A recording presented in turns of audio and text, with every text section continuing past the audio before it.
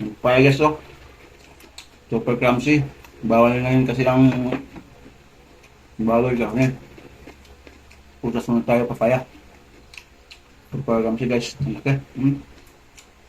Mga aming kapon. Fresh na fresh. Unang kagat pa lang guys. Ang lutong.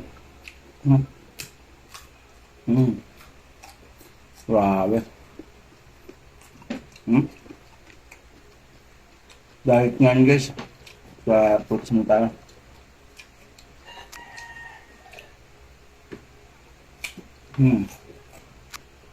Diba? Yummy papaya na kinaming kahapon. Guys, binabalatan na po guys. Super yummy po. Iiwa na guys. Lutong po yan guys. Kasi super yummy. Ito na po yan guys. Napakasarap talaga ng papaya guys. So, pag may tanim talaga guys, may anihin. Kuha tayo ng papaya. Yan po guys, oh. Lalaki po ng bunga niyan. Pag may tinanim, may anin talaga tayo guys. Yan guys. Grabe laki. Sulit. Kunin na natin yan guys.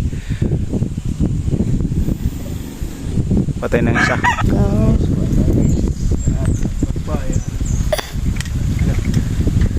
Sabi ko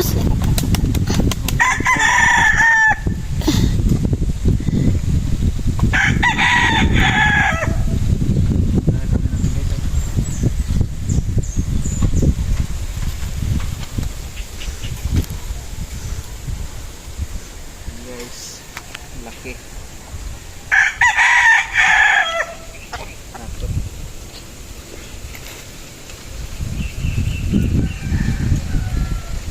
Guys,